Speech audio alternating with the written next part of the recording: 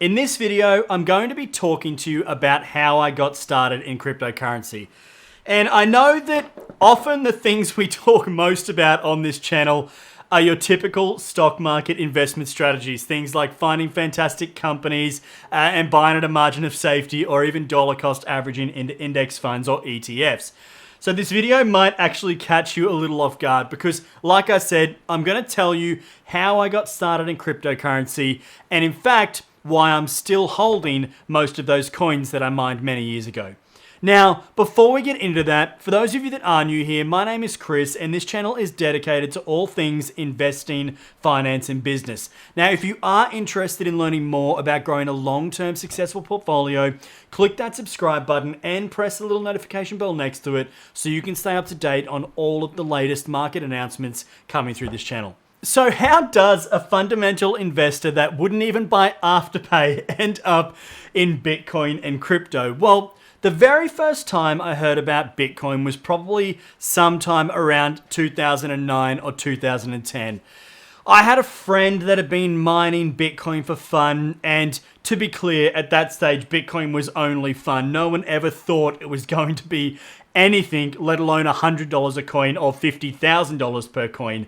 However, if you had a good enough setup back then, you could have easily mined hundreds of Bitcoin every week. But like all good stories, I wasn't one of those mining hundreds of Bitcoin in 2010. Now, a quick side note, and I can't mention any names here, is that I do know a few people from those circles that still have well over 1,000 Bitcoins left right now. And that was after them selling plenty along the way. And in fact, I've heard rumors of a few people with over 10,000 still being stored from many years ago. However, my mining journey started many years later. I'd quit my 9-to-5 job and opened a computer store. And after a few years of operation, I had access to reasonably priced graphics cards. And for those of you that aren't familiar with mining cryptocurrencies, graphics cards or GPUs are the most important ingredient in getting started. The more powerful, the better, generally speaking anyway. So originally, I had very little idea of what I was doing. My first rig was a mix of random cards, always overheating and breaking down. But after a while, somewhere around 2016 and 17, I started to take it a lot more seriously, and I had about 50 or 60 graphics cards and a little mini mining farm set up between 5 or 6 rigs. Now, I wish I had more pictures of my setup, but at the time I was managing a business full-time, and I never really thought anything too crazy would come from it. Like I said, a $50,000 Bitcoin wasn't on the cards. In saying that, my pride and joy was a 12 times 1080 Ti GPU rig. And for those of you that aren't familiar with computer parts, at the time, these 12 cards were the absolute cream of the crop. Building these rigs was hands down half the fun for me. You'd have to put together all kinds of solutions and make everything come together. When you're mining crypto, it's a mix of hardware, which is obviously a lot of fun, and then you've got the software side of it as well, and those two have to integrate very well. But you also have a third element, which is heat and noise.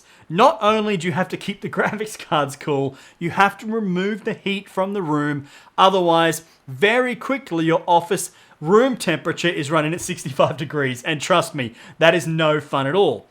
So that kind of explains how I got here. I love building things, and these rigs were incredible projects and a lot of fun to run. Now, this video is not going to go into how these rigs work and how you actually mine cryptocurrencies. I am willing, though, to make a dedicated video to that if you guys are interested. So feel free to comment below and let me know if you guys are interested in me making a video about how you take one of these and mine cryptocurrency with it. But in this video, I will give you guys a brief rundown on what I was mining. So early on, I was mining Bitcoin. Everybody was back in those days. All rigs were dedicated to one coin. However, as time moved on, I was able to delegate different rigs to different coins on a daily basis. Most of the time, rigs would run for maybe a week or so, and then I'd adjust its goal based on the most profitable coin at the time, and then each week I would convert those coins into Bitcoin or Ethereum and store them. Now, that all sounds a little bit confusing, but ultimately, the goal back then for me anyway was to try and find a way to mine as much currency value as I could, meaning dollar value, and then convert that into Bitcoin or Ethereum or some other altcoins that I thought were potentially decent projects at the time. So, I mean, at this point, you guys have probably figured out that I don't mine anymore. And you might be wondering why. Well, I mean, there were a few reasons for that. Firstly, like I said, heat was a massive issue. At the time, I was using the back room in my computer shop. I'd be pumping in cold air via an air conditioner and other means and removing hot air as fast as I could. But what comes with all of that is not just hot and cold air, because that was a game you're always playing. If the temperature outside or in the roof changed too much, then your temperature of your mining rigs would go up and that would have a butterfly effect, causing all sorts of problems. So you had to control the heat very well, which is a constant struggle. I never quite managed that perfectly. And there are ways you can do it. I just never invested in it completely. The other problem that you have, though, is noise. These things running at full capacity are extremely loud.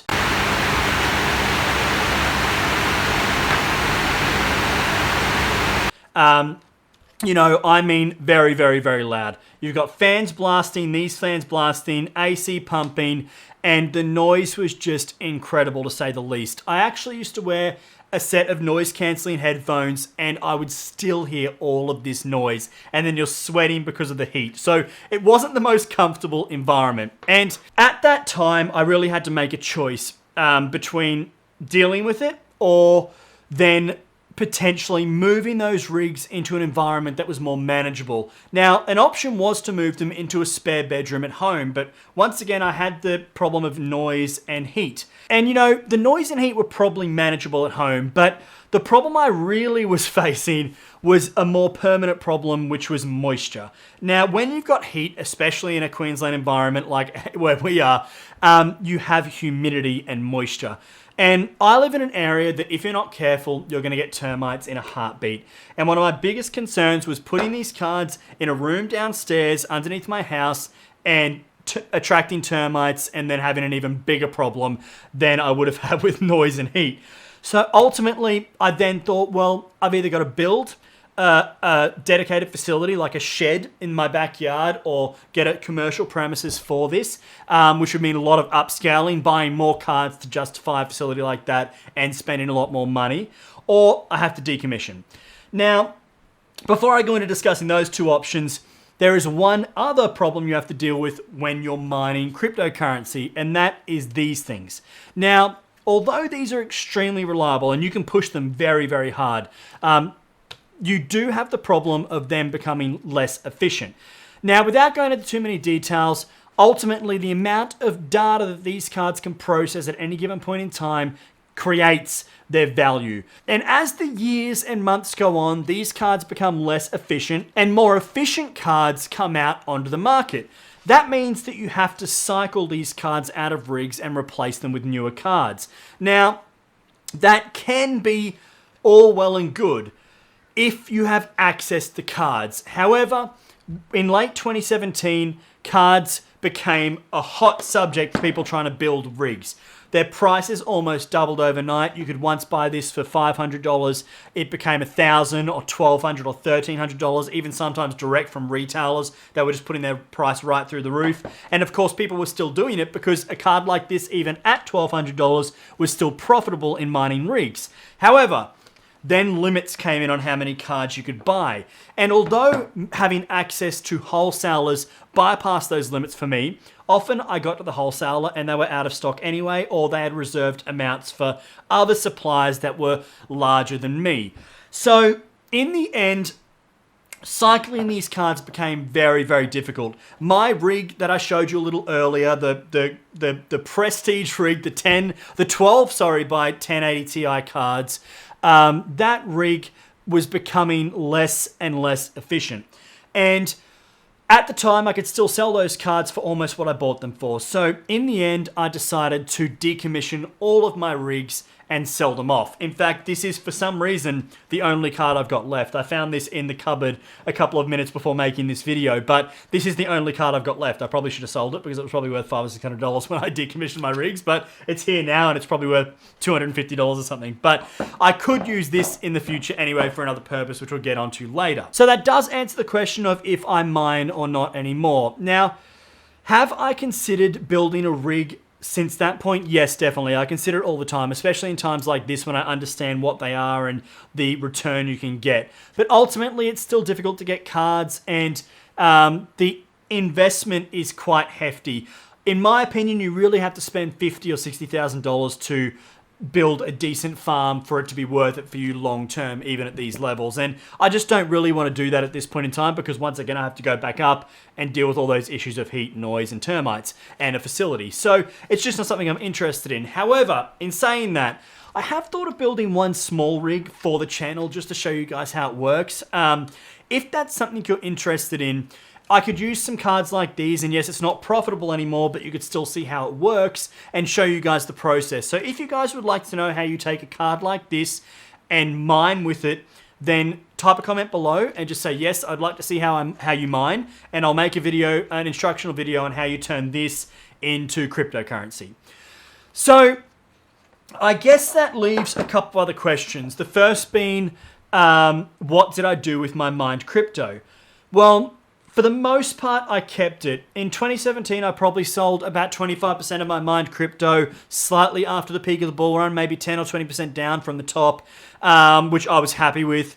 I also sold more last week, about 25% more last week, which leaves me with about 50%. Now, I am going to make a dedicated video on what coins I'm holding and what I sold and why I'm doing those things or why I've done those things. And if you would like to see that video, once again, let me know below in the comments, because the more people that want to see it, the faster I'll get it out and upload it for you guys. However, the coin that made up most of that 25% that I sold last week, or 4 or 5 days ago actually, was Cardano. Now, I don't want to send the wrong message here because I'm extremely optimistic when it comes to Cardano. Cardano is a really unique project, and I like the way that Charles is running the operation. However, I was up 955 or 56% on that position, and I mean, I was looking at it every day, especially in the last 2 weeks when that went up so much higher. And I thought to myself, why am I still holding? Do I believe in this? Yes. But how do I quantify 900% to 1800? How do I justify that in my mind?